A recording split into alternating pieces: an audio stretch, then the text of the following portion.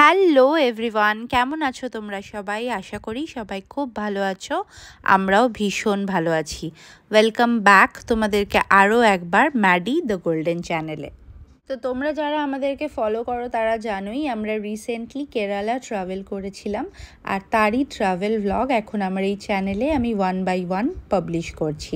তো আগের দিনের ভ্লগে তোমরা আশা করি দেখেছো, আর যদি না দেখে থাকো আই বাটনে আমি লিংক দিয়ে দিচ্ছি, ইভেন ডেসক্রিপশন বক্সেও দেয়া থাকবে, ক্লিক করে চেক করে নিও। আলেপ্পিতে আজকে আমাদের ডে 2।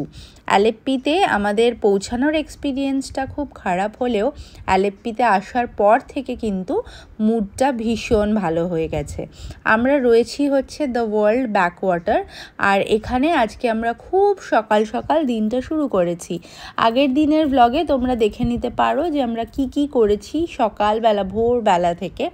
আর এখন সুইমিংয়ের পরে চলে এসেছি সোজা ব্রেকফাস্ট করতে। ভীষণ জোর খিদে পেয়েছে, ঘড়িতে এখন 8টা মতো প্রায় বাজে। আর এরপরে আজকে আমাদের পুরো দিনে অনেক কিছু প্ল্যান আছে। আলেপ্পিতে আসলে তোমরা যদি 1 নাইটের জন্য প্ল্যান করছো কি করতে পারো সেটা তোমরা আজকে আমার এই ভ্লগ থেকে পেয়ে যাবে। তবে ব্রেকফাস্টের ব্যাপারে একটু বলে দিই, আমরা রয়েছি দ্য ওয়ার্ল্ড ব্যাকওয়াটারে। এটা একটা 4 স্টার রিসর্ট, আর এখানে ব্রেকফাস্টে কিন্তু তোমরা সমস্ত রকম অপশানই পেয়ে যাবে, যেটা তোমরা আগের ক্লিপিংয়ে দেখলে। এখানে সাউথ ইন্ডিয়ান কুইজিনস বেশি, উত্থাপাম, বড়া প্লাস ইডলি তো রয়েইছে। ইভেন ওরা ধোসা একদম বানিয়ে দিচ্ছে গরম গরম ফ্রেশ। আর তার সাথে তোমাদের ব্রেড, অমলেট, এছাড়াও কর্নফ্লেক্স, ফ্রুটস, জুস, কেক, তাছাড়াও কিন্তু ওরা পুরি সবজিরও অপশান রেখেছে। তো এই সমস্ত রকম ফুড অপশানই তোমরা ব্রেকফাস্টে এখানে প্যাকেজে ইনক্লুডেডই থাকে রুমের সঙ্গে, রুম উইথ ব্রেকফাস্টটা আমি সবসময় প্রেফার করি হোটেলের সঙ্গে নেওয়ার, বিকজ অনেকটা এটাতে কি হয়, লাঞ্চটাও মোটামুটি আমরা আর সেরকম অন দ্য গো কিছু একটা করে নিলেই হয়ে যায়। ব্রেকফাস্ট করতে করতেই আমরা আমাদের আজকের আইটেনারিটাও সেট করে নিয়েছি। তো এখন যেটা সবার আগে প্ল্যান, এখানে আমাদের এই ব্যাকওয়াটারে একটা বোটিং তো করতেই হবে। হোটেলেই শিকারা রাইড আছে, সেটা আমি হোটেলের রিসেপশনে কথা বলে নিয়েছিলাম, আর এখন এখানে ব্রেকফাস্ট করতে এসে স্টাফের সাথেও কথা বলে নিলাম। আর ব্রেকফাস্ট সেরেই আমরা বুকিংটা পেয়েছি হচ্ছে 10টার সময়। এর আগেও ইভেন তোমরা এটা ওপেন হয় কিন্তু 7টার পর থেকে, 7টা অবধি কোনো রকম বোটিং অ্যালাউ নয়। তো 7টার পর থেকে বোটিংগুলো স্টার্ট হয়। আমরা প্রথমে এনকোয়ার করেছিলাম যদি 8টা সাড়ে 8টা নাগাদ হয় তো আমরা 1 ঘন্টা বোটিং করে এসে ব্রেকফাস্ট করব, কিন্তু সেই স্লটটা আমরা পাইনি। তো তাই জন্য আমরা ব্রেকফাস্ট একবারে করে নিলাম। ব্যাগ ট্যাগ সব কিছু রেডি করে আমরা এখন সোজা চলে যাচ্ছি হচ্ছে বোটিং করতে। ফিরে আসবো 11টা নাগাদ। হোটেলে যদিও চেক আউটটা 11টা, তবে আমি রিসেপশনে কথা বলে নিয়েছি, ওনারা বলেছে 11:30টাতে করলেও কোনো প্রবলেম নেই। তো এখন সোজা ব্যাকওয়াটার এনজয় করতে চলে যাব, আর তোমাদেরকে তো ডেফিনেটলি সঙ্গে করে নিয়ে যাব। কেরালাতে তোমরা জানোই যে এটা ওয়ার্ল্ড ফেমাস ব্যাকওয়াটারে তোমরা কিন্তু হাউস বোটেও স্টে অপশন নিতে পারো, যেটা আমি আমার আগের ভ্লগেও তোমাদেরকে বলেছি। আর যদি তোমরা আমাদের মতো রিসর্ট স্টে পছন্দ করো তাহলে সেক্ষেত্রে তোমরা এখানে হাউস বোটে ডে ট্রিপও করতে পারো, বা এরকম একটা শিকারা রাইড নিতে পারো। মনসুনে কিন্তু এটা অসম্ভব সুন্দর। আমরা এই ওয়েদারটা এত এনজয় করেছি, একটু ফোঁটাও গরম লাগছিল না, সুন্দর হাওয়া চলছে, মাঝে মাঝে বৃষ্টি হচ্ছে। আকাশটা দেখলেই বুঝতে পারছো একটা মেঘলা ওয়েদার, আর একটু ফোঁটাও রোদ নেই, অসম্ভব সুন্দর। তো মনসুন ডেফিনেটলি আমি তো বলবো, যদি তোমরা আলেপ্পি, কুমারাকম এই রকম জায়গাগুলো পছন্দ করছো, উইন্টারে তো ডেফিনেটলি আসতে পারো, তবে মনসুনও কিন্তু ভীষণ ভালো ওয়েদার এটা এনজয় করার জন্য। হোটেল থেকে আমরা এটা বুক করেছিলাম, আমাদের 2950 টাকা পড়েছিল, আর এটা একদম প্রাইভেট, মানে আমরা দুজনেই থাকবো। আর ওনারা হোটেল থেকে এসে আমাদের ওই কিছু কুকিজ, বিস্কিটস আর হচ্ছে জল দিয়ে গেল কমপ্লিমেন্টারি। আর এখন আমরা এই 1 ঘন্টা শিকারা রাইডটা এক্সপ্লোর করব, আর সঙ্গে তোমাদেরকেও নিয়ে যাব। তোমরা যদি হাউস বোটে স্টে না করছো তাহলে কিন্তু এটা একদম মাস্ট। হাউস বোটে ডে ট্রিপ করলে তবে অবশ্যই এটার দরকার নেই, কিন্তু যদি এটা হাউসবোটে স্টে না করছো, কোনো রিসর্টে থাকছো, তাহলে এরকম একটা বোটিং রাইড কিন্তু ডেফিনেটলি বুক করো। এটা তোমরা তোমাদের রিসর্ট থেকেও বুক করতে পারো, বা এখানে আলাপুজা বলে একটা বিচ আছে, সেখান থেকেও কিন্তু তোমরা বোটিং বুক করতে পারো। রিসর্ট থেকে আমরা বুক করেছি, তার কারণ আমাদের কাছে টাইম খুবই কম। এখন আমাদের অন্য কোনো জায়গায় গিয়ে সার্চ করে বুক করার মতো অপশন নেই, তাই জন্য আমাদের আজকের এই প্রোগ্রামের মধ্যে আমরা এখান থেকেই এটা বুক করে নিয়েছি। হয়তো এটা একটু বেশি চার্জ পড়েছে, কিন্তু এটা একদম প্রাইভেট আর একদম প্রিমিয়াম কোয়ালিটির শিকারা। আর এটাও তোমরা যদি একটু বার্গেন করে, বা যদি একটু তোমাদের লম্বা স্টে আছে, 2 রাত মিনিমাম স্টে আছে, সেক্ষেত্রে তোমরা আলাপুজা বিচে চলে যেতে পারো, সেখান থেকেও বুক করতে পারো। সেখানে আই থিঙ্ক আরও একটু ইকোনমিক্যাল হবে।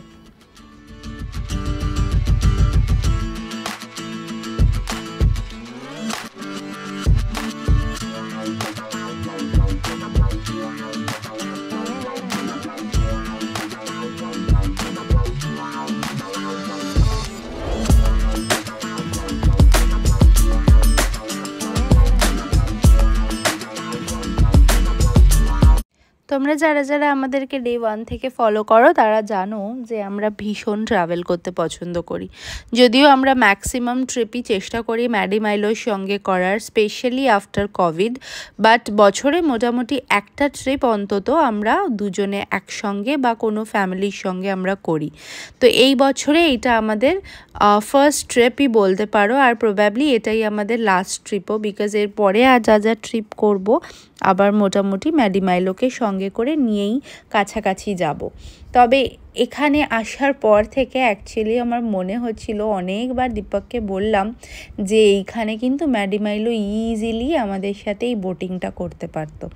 চিল্কা বোটিং যখন আমাদের সাথে করেই নিয়েছে, এটা তো অনেক ইজি, বিকজ চিল্কাটা অ্যাকচুয়ালি একটা সমুদ্র ঢেউয়ের একটা ব্যাপার রয়েছে, প্লাস ওখানে বোটটার যে কন্ডিশন, আর এটা তো অসম্ভব সুন্দর, অনেক প্রিমিয়াম কোয়ালিটি, প্লাস একটুও ওয়েভ নেই, ইভেন ওঠা নামাটাও অনেকটা ইজি। তো এটা তো বারবার করে ওটাই মনে হচ্ছিল যে এইখানে আসলে ওরা আরও বেশি এনজয় করতো। প্লাস মনসুনে ওয়েদারটা কিন্তু কেরালাতে এখন এতটাই সুন্দর, ওয়ারাজ পুরীতে ওড়িশাতে আমরা ওই সময় বেশ গরমই পেয়েছিলাম, তাই জন্য দিনের বেলায় অ্যাজ সাচ কোথাও বেরোতেই পারিনি। এখানে দেখো কথা বলতে বলতে সাইডে এরকম ফিশিং নেটগুলো লাগানো রয়েছে। আমাদেরকে হোটেল থেকে বললো যে অ্যাজ পার গভর্নমেন্ট রেগুলেশন সকাল 7টা থেকে মানে বিকেল 7টা থেকে সন্ধেবেলায় ওই 7টা থেকে আবার সকাল 7টা অবধি ওদের এখানে কোনো রকম বোটিং পারমিসেবল নয়। তো সেই সময়টা এখানে ফিশিং হয়, আর সেই সময় কোনো বোটস চলে না। আবার তারপরে সকাল 7টার পর থেকে বোটস চলে। আর এই যে দেখো হাউস বোটগুলো লাইন দিয়ে দাঁড়িয়ে রয়েছে, এখানে এখনও কোনো প্যাসেঞ্জার্স নেই, কেউ সেলিং করছে না। তবে এই বোটগুলো কিন্তু এরকমই ডক করে দেয় রাত্রিবেলায়, যখন সেলিং অ্যালাউ নয় সেই সময় তোমার এরকমই কোনো একটা পাড়ে, নদীর পাড়ে এরকমভাবে ডক করে দেয়। আমরা অ্যাকচুয়ালি এই রিজনের জন্যই বোটটা বুকিং করিনি। দিনের বেলায় খুবই ভালো লাগে, এখানে সমস্ত রকম খাওয়া দাওয়া, ওয়াশরুম ফেসিলিটি, বেশ কিছু তো অসম্ভব লাক্সারি হাউস বোটস আছে। তো হাউস বোটসে তোমরা ওই জিনিসগুলো কোনো প্রবলেম নয়, কিন্তু বিকেলের পরে আমার একটু বোরিং লাগবে, কারণ কোনো রকম অ্যামিনিটিস নেই। আর আমরা একদিকে ভালোই হয়েছে, আমরা যা বুক করে এসছিলাম ফ্লাইট, আর সে তো প্রায় রাত্রিবেলা নিয়ে এসে পৌঁছেছে। হাউস বোট হলে তো পুরো মানে টাকাটাই লস হয়ে যেত, বিকজ পুরো দিনে তো কিছু এক্সপ্লোর করতেই পারতাম না, রাত্রিবেলায় এসে চেক ইনও হতো না। হোটেল বলে তো 24/7 চেক ইন, আর ওই ফেসিলিটিগুলোতে কোনো অসুবিধা হয়নি, সঙ্গে সঙ্গে চেক ইন পেয়ে গেছি। আর সকালবেলা আর্লি মর্নিং মানে ওই সময় রাত্রিবেলায় কি করতাম, হাউস বোটটা মানে পুরো একটা আরও বাজে ব্যাপার হয়ে যেত। তো তাই জন্য একদিকে ভালোই হয়েছে। আর হাউস বোটসে থাকার আরেকটা যেটা মেন আমাকে প্রবলেম মনে হয়, সুইমিং পুল বা এই যে অ্যামিনিটিসগুলো একটা রিসর্টে, সেগুলো থাকলে কি হয়, বাদ বাকি টাইমে একটু টাইম পাস হয়ে যায়। সব সময় দুজন মিলে, গ্রুপ আসলে অফকোর্স তোমরা হাউসবোটে থাকা প্ল্যান করতে পারো, গ্রুপে যদি তোমরা বন্ধুরা মিলে আসো, কিন্তু যেহেতু আমরা দুজন এসেছিলাম তাই রিসর্টটা প্রেফার করেছি। আর এরকম বোটিং তো করাই যায় ফ্যামিলি, মানে অ্যাটলিস্ট যদি আমরা 3-4টে কাপল বা ফ্যামিলি আসতাম তাহলে হয়তো একটা ডে ট্রিপ 2-3 ঘন্টা হাউসবোটে করতাম, কিন্তু আদারওয়াইজ অ্যারাউন্ড আমাকে বললো রেট 12,000 রুপিস পুরো দিনের জন্য, কিন্তু সেটা একটু দুজনের জন্য এক্সপেন্সিভ হয়ে যাবে বলে আমি শিকারা রাইডটাই অপ্ট করেছি। এখানে প্রচুর মাইগ্রেটরি বার্ডস রয়েছে। আমরা আরও যদি তোমরা ডিএসএলআর ক্যামেরা নিয়ে হাই লেন্স নিয়ে আসো, এখানে কিন্তু খুব ভালো ফটোগ্রাফির অপশন রয়েছে। পুরো জিনিসটাই এত সিনিক, পাশ দিয়ে প্রচুর হোটেল, ব্যাকওয়াটার্সের ধারে প্রচুর সুন্দর সুন্দর ইভেন ছোট ছোট হোটেলস আছে, আর প্রত্যেকটাই এত সিনিক। এটা যেমন একটা রেস্টুরেন্ট, এখানেও হাউসবোট রয়েছে, ওদের একটা ফ্লোটিং হাউসবোটসও রয়েছে, এখানেও ইভেন এসে তুমি খেতে পারো। পিছন দিকটায় হচ্ছে হোটেলটা, অসম্ভব সুন্দর। এই ট্রিপটা আমি ডেফিনেটলি রেকমেন্ড করব। তোমরা যদি কেরালা আসো, ব্যাক ওয়াটারে বোটিং কিন্তু মাস্ট। আর ব্যাক ওয়াটারটা আমরা যেটা করছি এটা হচ্ছে ভেম্বেনাট লেক, ভেম্বেনাটের ও পার্টটা হচ্ছে কুমারাকাম আর এই পার্টটা হচ্ছে আলেপ্পি, আমরা আলেপ্পি থেকে করছি।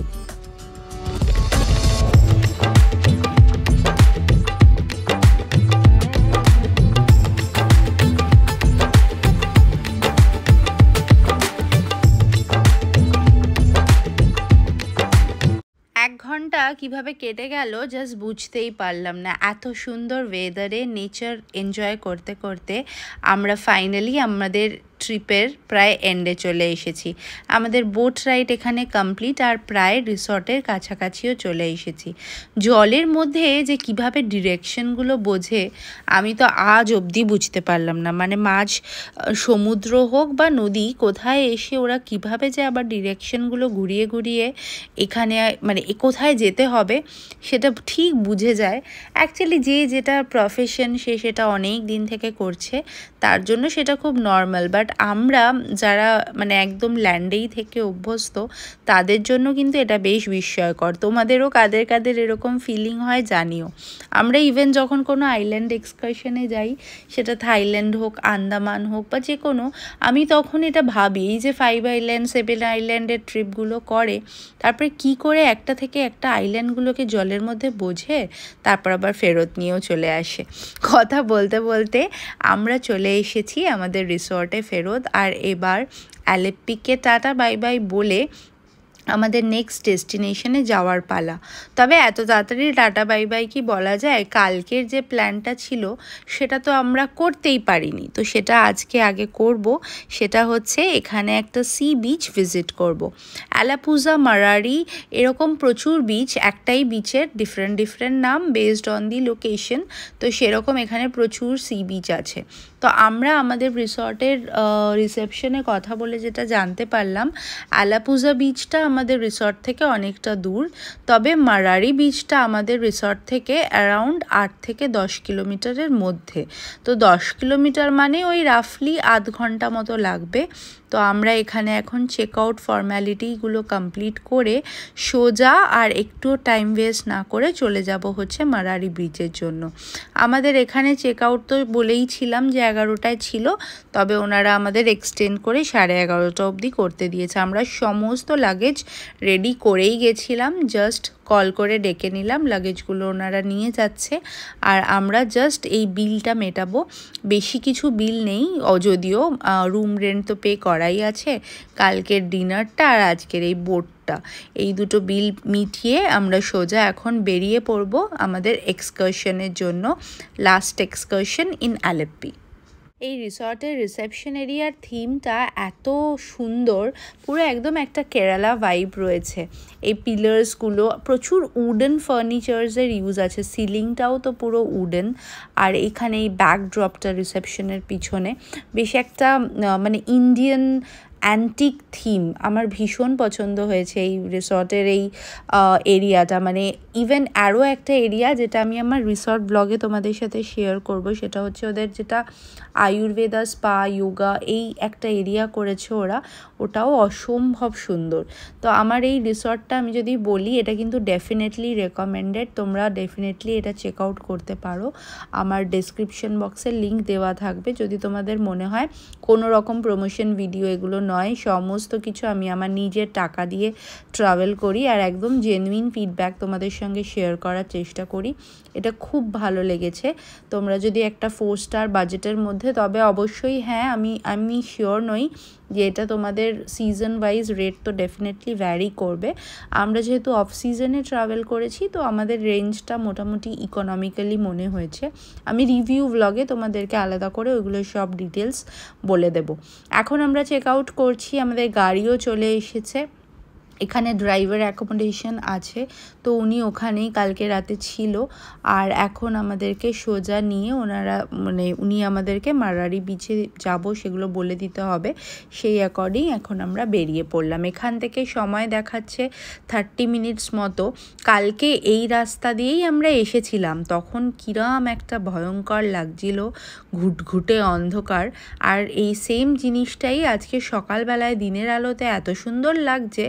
এটাই হয় অ্যাকচুয়ালি কোনো সিটিতেই, আমি সবসময়ই প্রেফার করি যে কোনো আননোন সিটিতে যেখানে বারবার মানে একবারই এসছি হয়তো বা আসিনি কখনো, সেরকম জায়গাতে না আমি দিনের আলোতে যেতেই সবসময় পছন্দ করি। কিন্তু কিছু করার নেই, সে তো রাত্রের মধ্যে পৌঁছেছিলাম, একটা লোকও দেখা যাচ্ছিল না। এখনই তোমরা দেখতে পাচ্ছ যে কতটা খালি, বিকজ এটা একটা খুব ছোট্ট টাউন কেরালার। তাও কিছু লোক দেখা যায়, কিন্তু রাত্রিবেলায় সেটাও দেখা যায় না। বাড়িগুলো এখানে ভীষণ সুন্দর। আমরা এখান থেকে 10 কিলোমিটার মতো প্রায় আধ ঘন্টা পৌঁছে সোজা যাব এই বিচটায়। আর আজকেই আমাদের ট্রাভেল আছে টু মুন্নার, আমাদের নেক্সট স্টপ মুন্নার। তো এখান থেকে আগে বিচটা করব। বিচে কি বেশিক্ষণ না, ওই 15-20 মিনিট টাইম স্পেন্ড করব। ব্যাকওয়াটারে এলাম আর সি বিচটা না দেখে চলে গেলে হয়। এই দুটোই আমার টু ডু লিস্টেও ছিল। এটা অ্যাকচুয়ালি প্ল্যান ছিল কালকে দুপুরবেলা পৌঁছে গেলে একবারে চেক ইন করার আগে এই বিচটা ঘুরে হোটেলে চলে যাব, কিন্তু সেটা যেহেতু কালকে হয়নি তাই আজকে চেক আউট করে আগে এই বিচটা ঘুরে তারপর আমরা মুন্নারের উদ্দেশ্যে যাব। মুন্নারেরও এন রুটে কিছু সাইট সিন আছে যেগুলো করতে করতে যেতে হবে, তো সেগুলোও আজকে প্ল্যানে আছে। আজকে দিনটা বেশ লম্বা, তবে চলো সবার আগে সি বিচটা দেখে নিই, মারারি বিচ। মাঝে মাঝেই অল্প অল্প বৃষ্টি হচ্ছে আর তারপর আবার একটু রোদও উঠছে। রোদটাও যদি একদম গায়ে লাগছে না, তবে যেটা হচ্ছে এই চারপাশের গাছগুলোকে দেখো কি অসম্ভব সবুজ করে দিচ্ছে। মনে হচ্ছে সমস্ত ধুলো বালি যত পলিউশন আছে সব কিছু বৃষ্টি এসে ধুয়ে মুছে পরিষ্কার করে সবুজ করে দিয়ে চলে যাচ্ছে।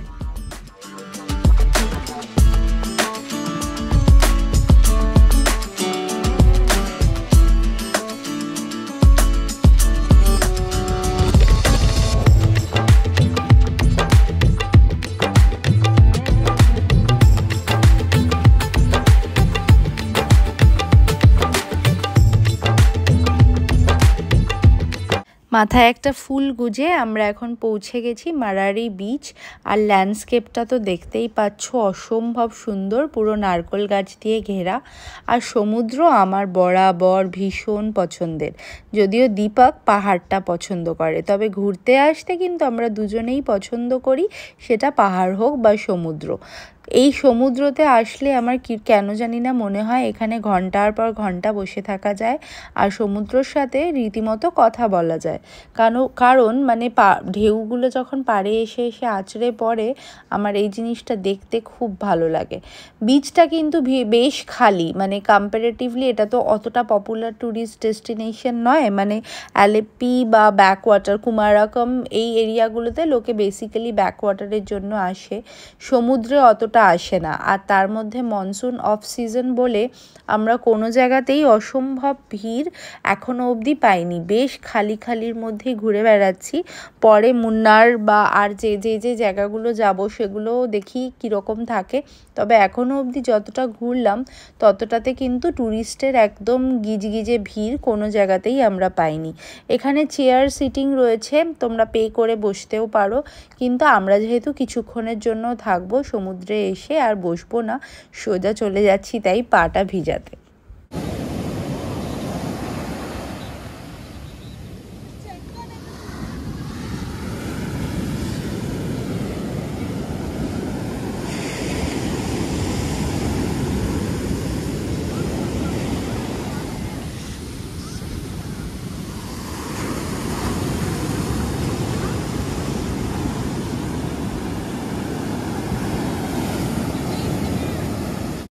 সমুদ্রের গর্জনের কিছুটা আওয়াজ তোমাদের সঙ্গে শেয়ার করলাম, কীরকমভাবে গর্জন করছে।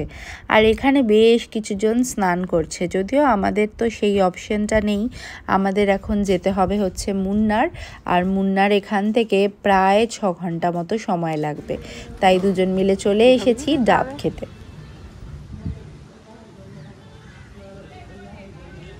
ভালো सार वाला আছে শ্বাসওয়ালা বল। শ্বাস वाला सार বলছি। কিছুটা সময় মারারি বিচে কাটিয়ে এখন আমরা চলে যাব মুন্নারের জন্য। এখন ঘড়িতে প্রায় বাজে 12:30। আমাদের এখান থেকে যেতে অনেকটাই সময় লাগবে, প্রায় 5-6 ঘন্টা, কারণ মাঝখানে হল্টও নেব, লাঞ্চও করতে হবে। কয়েকটা সাইট সিন করতে করতে যাব হচ্ছে মুন্নার। মুন্নারের ভ্লগ, মুন্নারে কি ঘুরলাম আজকে এর পরের থেকে, সেগুলো তোমাদের সঙ্গে নেক্সট এপিসোডে শেয়ার করব। আজকের ভ্লগটা আলেপ্পি অবধিই রাখলাম। আশা করি আজকের ভিডিওটা তোমরা এনজয় করলে কেমন লাগলো আমাকে নিশ্চয়ই কমেন্টে জানিও। খুব শিগগিরই তোমাদের সাথে আবার দেখা হচ্ছে কামিং এপিসোড নিয়ে নেক্সট থার্সডে ব্লগে। টিল দেন সবাই খুব খুব খুব ভালো থেকো। Tata everyone.